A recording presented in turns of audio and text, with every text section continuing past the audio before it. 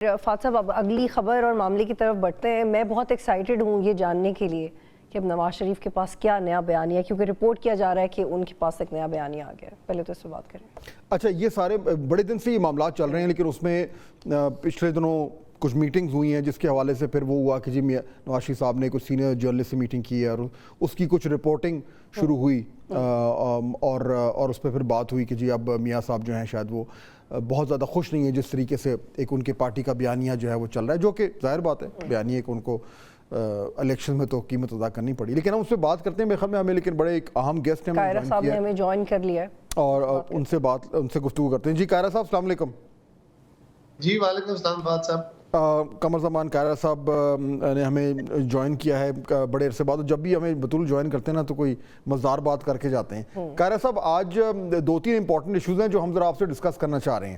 اچھا, ایک تو آبویسلی ہم پہلے بات کر رہے تھے کہ جو سٹوریز کی کرنی ہے تو بطول نے اس پہ انسسٹ کیا, میرے خیال میں بالکل صحیح انہوں نے کیا کہ آج آصفہ بھٹو نے آج حلف اٹھایا ہے پارلیمنٹ میں. تو ایک مائل سٹون تو ہے نا کہ ایک پیپلز پارٹی کو ایک اور ایک سٹار پاور مل گیا, تو یہ اس کی کیا اہمیت ہے آپ کے حوالے سے؟ میرے حوالے سے تو یہ اہمیت ہے جی کہ فہد صاحب آپ کو پتہ ہے نا جی, ہمارے ملک کے اندر ہم جس ریجن میں رہتے ہیں یہاں پہ شخصیات بہت میٹر کرتی ہے, ساری دنیا میں ہی کرتی ہے لیکن یہاں پہ شخصیات بہت میٹر کرتی ہیں. اور پیپلز پارٹی میں بی بی شہید کے بیٹے کے ساتھ اب بیٹی بھی پالیٹکس میں آئی ہے, تو اس سے یقیناً ہم سمجھتے ہیں کہ ہمارے کارکنوں کو ایک اور حوصلہ ملے گا. And she is a very learned girl ماشاء اللہ. اور آپ دیکھیں جس طرح بلاول صاحب نے بڑی جوان عمری میں پالیٹکس کے اندر آ کے عملی سیاست میں قدم رکھا, تو انہوں نے بڑی ذمہ دارانہ سیاست کی ہے جس کی پاکستان کو آج ضرورت ہے. اور میں سمجھتا ہوں کہ انشاءاللہ آصفہ بی بی کو آپ اس سے بہتر آگے دیکھیں گے. اچھا, جو بلاول صاحب ہیں اور زرداری صاحب ہیں چیئرمین کور چیئرمین ہیں پارٹی کے, آصفہ صاحبہ کے پاس کوئی پارٹی کا عہدہ تو ہے نہیں, ان کا ویسے رول کیا ہے پارٹی میں؟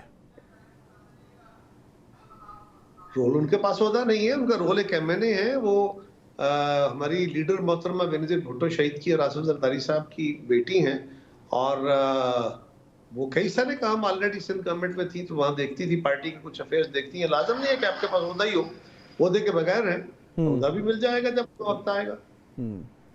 ٹھیک ہے, میرے خیال میں امپورٹنٹ چیز یہ ہے کہ اب ایک آپ کو ایک نیوز میکر اور مل گیا ہے, اور جب بھی وہ تقریر کریں گی یا جب بھی جو بھی کریں گی تو وہ گارنٹیڈ ایک میں آپ کو تسلی سے کہ آپ دیکھیے گا جس طرح بلاول صاحب ایک خوشگوار انٹری تھے پاکستان کی سیاست میں, انشاءاللہ آصفہ بی بی بھی ایک بہت خوشگوار انٹری ہوگی اور اس سے بہتری کے سامان ہوں گے پارٹی کے لیے بھی, اوورآل ہماری پارلیمان کے اندر بھی. اچھا قیصر صاحب, اب ذرا میں دوسرے معاملے پہ ذرا ہم بات کرنا چاہ رہے تھے. یہ جو اپوزیشن الائنس جو بن رہی ہے اور اس میں انہوں نے جو ہے وہ, بلکہ آپ سوال کریں مجھے تھوڑا سا. بالکل میں کنٹینیو کرتی ہوں. قاہرہ صاحب 6 پارٹی الائنس بنی ہے اور عمر ایوب صاحب یہ کلیم بھی کر رہے ہیں کہ اس حکومت کو گرائیں گے اور ہماری جو اپوزیشن ہے وہ تگڑی ہوتی جا رہی ہے. اور آن دی ادر ہینڈ بلاول صاحب بھی کہتے ہیں کہ قومی چارٹر پہ کام ہونا چاہیے, دھرنے نہیں ہونے چاہیے, میز پہ آنا چاہیے. تو یہ آپ مینج کس طرح سے کریں گے؟ اسٹیبلشمنٹ سے بات کیے بغیر آپ پی ٹی آئی کے ساتھ میز پہ کیسے آ سکتے ہیں؟ گزارش یہ ہے جی کہ اپوزیشن کا جو الائنس ہے وہ احتجاجی سیاست کی طرف جانا چاہتا ہے, تو یہ پاکستان کے لیے کوئی آسان تو نہیں ہے, اس سے کوئی بہتری تو نہیں ہوگی. لیکن یہ کہنا کہ اس سے حکومتیں گر جائیں گی, تو ماضی کی کوئی حکومت کسی احتجاج کے نتیجے میں گری نہیں ہے, کسی انٹرونشن کے نتیجے میں ضرور گری ہیں, 58-2 کے ذریعے ضرور گری ہیں, اس کے علاوہ نہیں. لیکن جو بات چیت کا ان کا مطالبہ ہے بلاول صاحب کا کہ بات چیت ہونی چاہیے, ریکنسیلیشن ہونی چاہیے, قومی چارٹر ہونا چاہیے, وہ پریکٹیکل کیسے ہوگا؟ میں اسی پہ عرض کر رہا ہوں. جی دیکھیے, پہلی گزارش یہ ہے کہ جب ہم حکومت میں تھے اس وقت بھی جب خان صاحب ڈیڈ لاک کریٹ کر کے اور اداروں کے ساتھ لڑ رہے تھے اور حکومت کا بھی ایک مسئلہ بتا, پنجاب گورنمنٹ کا الیکشن اور عدالتوں کا ایشو تھا, اس وقت بھی پیپلز پارٹی نے ایٹ آر اون یہ فیصلہ کیا. ہم نے ڈائیلاگ کے لیے کمیٹی بنا کے جماعتوں سے مشاورت شروع کی.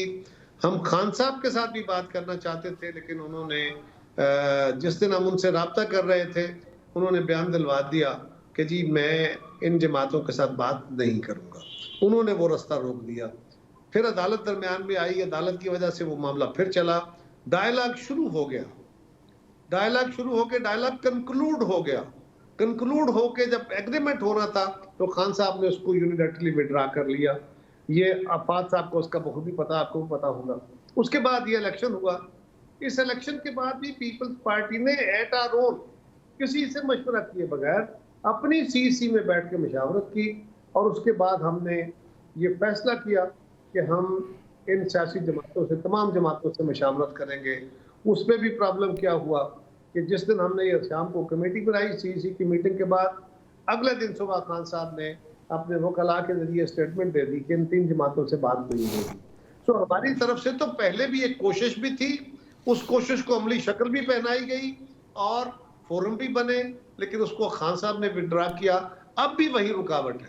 अगर उनकी तरफ से जायज तरीके से, तज़ीक में तरीकाकार से नहीं, लाडलों के तरीके से नहीं, मुनासिब तरीके से, आबरू बंदाना तरीके से अगर डायलॉग का प्रोसेस करना चाहे तो बहुत अच्छा है। डायलॉग क्या करना है?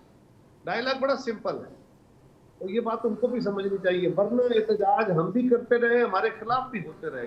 एहतजाजों से हुकूमतें नहीं गिरती।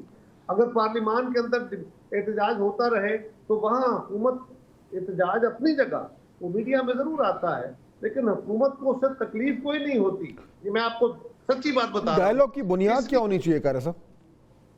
मैं उस पर आने लगा हूं। फाद साहब, आप बहुत आपने कवर किया। जब एहतजाज हो रहे होते हैं ना पार्लियामान के अंदर या असेंबलियों के अंदर, तो हुकूमत मोस्ट कंफर्टेबल होती है, क्योंकि अपोजिशन ने जो हुकूमत की पॉलिसीज के ऊपर क्रिटिसाइज करना होता है वो तो डिबेट ही नहीं होता, बिल आता है, पास हो जाता है। सो गवर्नमेंट अपनी लेजिस्लेशन कर लेती है। सो ये मीडिया न्यूज तो होती है। सो लेकिन ये बात दुरुस्त है कि एहतजाज कभी भी फायदा मंद नहीं है। अब क्या हो सकता है? तलत साहब, उनका एहतजाज ये है कि हमारा इलेक्शन का ऑडिट या इलेक्शन का तरीका कर, ऑडिट किसने करना है? इलेक्शन कमीशन ने। वो मरहला गुजरा, अब है ट्रिब्यूनल, उन्होंने, उसके बाद है अदालतें, अदालतों के अंदर वो गए हुए हैं।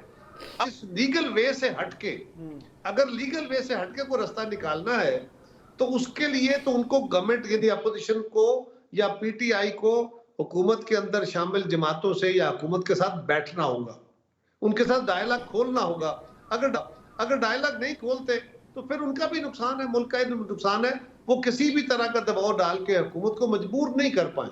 कायरा साहब, इनको जो मुझे समझ आ रही है, जो मेरी इनसे बात होती है, एक बड़ा जो फेयर है या एक खदशा कह लें या एक तरह का खौफ है अपोजिशन की साइड पर, वो ये है कि जी क्योंकि 2/3 अक्सरियत आ गई है कोalition के पास, तो इस तरह की कानून साजी होने जा रही है, इस तरह की आइनी तरामीम होने जा रही हैं, जिससे अपोजिशन जो है वो बिल्कुल कट ऑफ होगी और उनका उसमें कोई इनपुट नहीं होगा। तो एक उनका जो कैलकुलेशन है वो ये है कि जब ये सड़कों पे आएंगे तो ये दबाव डाला जाए कि इस तरह की कोई लेजिस्लेशन ना हो जिसमें वो शामिल ना हो। ये एक खतरा है जिसका वो दबे अल्फाज में जिक्र करते हैं। एक बात तो ये है कि अपोजिशन असेंबलियों में मौजूद है, पार्लियामान में मौजूद है, और वहां पे जो भी बिल टेबल होगा उनकी डिस्कशन के बगैर तो पास नहीं हो सकता। दूसरी बात, कोई अमल जो गैर जमहूरी हो, कोई लेजिस्लेशन जो मुल्क के सियासी अमल के लिए नुकसानदेह हो, वफाक के खिलाफ हो, लोगों के खिलाफ हो, किस तरह वो ये कह सकते हैं कि आज तक पीपल्स पार्टी ने कभी ऐसी लेजिस्लेशन को सपोर्ट किया? हमारे होते हुए, हमारे बगैर तो नहीं है ना जी, जो अददी नंबर है, हमारे होते हुए कोई ऐसा अमल मुस्लिम लीग भी नहीं करेगी, कोई और जमात भी नहीं करेगी, लेकिन पीपल्स पार्टी के होते हुए ये बात तसव्वुर की जा सकती है कि हम कोई ऐसा अमल करेंगे। हम जो 18वीं तरमीम करके हम तो सूबों को शनाख्तें देने वाले हैं, हुकूक देने वाले हैं, कोई ऐसा अमल करेंगे? ये तो बात ही गलत है। अच्छा, ये जो अगर ये अलायंस उस तरीके से जारहाना तरीके से अपना एहतजाज करती है, सड़कों पे आते हैं, जल्द से जुलूस करते हैं, हुकूमत का रिस्पांस क्या होगा, क्या हो सकता है और क्या होना चाहिए? फादसा बड़ा सिंपल, हुकूमत को कूल रहना चाहिए और अमन तरीके से डायलॉग के रास्ते की बात करनी चाहिए, लेकिन ऑनरेबली, इंसल्टिव होके नहीं। अगर अपोजिशन उसका इंसल्टिव जवाब देगी तो फिर ठीक है, जो करना है करें। और दूसरा, हुकूमत को चाहिए वो कूल रह के और जो आइन और कानून के दायरे के अंदर रहते हुए एहतजाज का रास्ता है वो करें, उनका हक है। और अगर उन्होंने कानून को हाथ में लिया तो कानून अपना रास्ता ले लेगा। جب اس طرح کی قاہرہ صاحب آپ نے کافی یہ ظاہر بات ہے احتجاج دیکھے ہیں، بڑے عرصے سے آپ خود بھی حصہ اس میں لیتے رہے ہیں، آپ ڈیل بھی کرتے رہے ہیں جب یہ کراؤڈ جو ہیں اسلام آباد میں آتے ہیں، اور المشہور جو وہ قصہ ہے طاہر القادری صاحب کا، جب وہ آئے تھے آپ نے ساری وہ نیگوسیشن بھی کی تھیں، اور ایک بڑا وہ فنی کلپ بھی تھا مجھے یاد ہے جس میں قاہرہ صاحب جو ہیں وہ تھوڑا سا طاہر القادری صاحب کی ہلکی سی نقل بھی اتار رہے تھے، وہ بڑا وائرل ہوا تھا وہ والا کلپ. سو یو انڈرسٹینڈ کہ جب سڑکوں پہ اپوزیشن آتی ہے تو وہ کون سے انگریڈینٹس ہوتے ہیں جن کی بنیاد پہ وہ واقعی میں حکومت وقت پہ پریشر ڈال سکتے ہیں. اس وقت یہ جو اپوزیشن ہے ان کے پاس وہ انگریڈینٹس موجود ہیں جس کی وجہ سے گورنمنٹ پریشر میں آ سکے؟ دیکھیے مسئلہ یہ ہے کہ اس وقت جو اپوزیشن ہے وہ آپس میں بھی ایک دوسرے کا بہت بڑی ضد ہے، لیکن پھر بھی اب ضد کے ساتھ بھی جماعتیں اکٹھی ہو جاتی ہیں. مجھے نہیں لگتا کہ یہ کوئی بڑا فعال رول ادا کر پائیں گے، لیکن بہرحال ان کا حق ہے، وہ اگر احتجاج کرنا چاہتے ہیں تو ضرور، اور احتجاج کر کے وہ میں نے پہلے عرض کیا نا کہ اگر وہ پیسفل مینز کے تحت قانون کے اندر رہتے ہوئے احتجاج کریں گے ان کا حق ہے، اور اگر وہ سول لائف کو ڈسٹرب کر کے قانون کو ہاتھ میں لیں گے تو قانون اپنا راستہ لے لے گا. میں آپ کو بتاؤں کہ مجھے ایک کلپ یاد آ گیا ہے، وہ قاہرہ صاحب نے ایسے ایسے کر کے ہاتھ ہلا رہے تھے اور وہ کر رہے تھے. اچھا اس کے بعد پھر آپ ان کو ملے بھی تھے، گلے بھی ملے تھے بعد میں جب کنکلوڈ ہو گئی تھی نیگوسیشن، وہ انہوں نے ان کو آپ کو کیا بولا تھا؟ ایسی ہی صورتحال تھی، احتجاج تھا اور ڈیبیٹ ہو رہی تھی. اس وقت میں انفارمیشن منسٹر تھا، تو ڈیبیٹ یہی ہو رہی تھی کہ حکومت کے ہاتھ پاؤں پھولے ہوئے ہیں، یہ حکومت نہیں چل پائے گی فلاں فلاں. تو فوری طور پہ ہم نے یہ کیا کہ بھائی تھوڑا سا ایسے ہی، حالانکہ وہ کمزور لمحہ تھا، طاہر القادری صاحح بڑے باعزت آدمی ہیں، بڑے نامور عالم ہیں، تو میں نے ان کی تھوڑی سی وہ نقل اتار دی. مجھے بعد میں اس کا افسوس بھی تھا، میں نے تضحیق کے رنگ میں نہیں، لیکن جو بھی میں نے کیا وہ نہیں ہونا چاہیے تھا. لیکن وہ ذرا کر کے تو ہم نے یہ اظہار کیا کہ جی حکومت کے اعصاب جو ہے ان پہ کوئی بوجھ نہیں ہے. ہاں ان کے پاس جب گئے تو ساری میری قیادت ساتھ تھی، تو وہ اندر ان کے کنٹینر میں گئے. جب میں پیچھے پیچھے تھا تو میں ان کے ایک ہی دن پہلے میں ان کی وہ نقلیں اتار چکا تھا، اور ان کے کراؤڈ کے اندر ان کا کنٹینر تھا، وہاں گئے تو انہوں نے مجھے جب ملے تو بڑے اتفاق سے انہوں نے وہ اس پہ کوئی ناراضگی کا اظہار نہیں کیا، بلکہ انہوں نے وہ مجھے پکڑ کے تو آپ کے اس کے سامنے لے آئے شیشے کے، اور سامنے میڈیا سارا، تو انہوں نے میری طرف اشارہ کر کے مائک میں کہا، وہ ریکارڈڈ ہے، کہ اب یہ آ گئے ہیں قاہرہ صاحب، انہوں نے ہم پہ بڑے تیر چلائے ہیں. تو میں نے مائک پکڑ کے انہیں کہا کہ جناب ہم آ گئے ہیں، اب کمان آپ کی ہوگی، تیر ہمارے ہوں گے، ہم مل کے چلائیں گے. صحیح ہے. تو اس طرح کا کرتا وہ لائٹر سائڈ کا. ٹھیک ہو گیا. قاہرہ صاحب تھینک یو ویری مچ.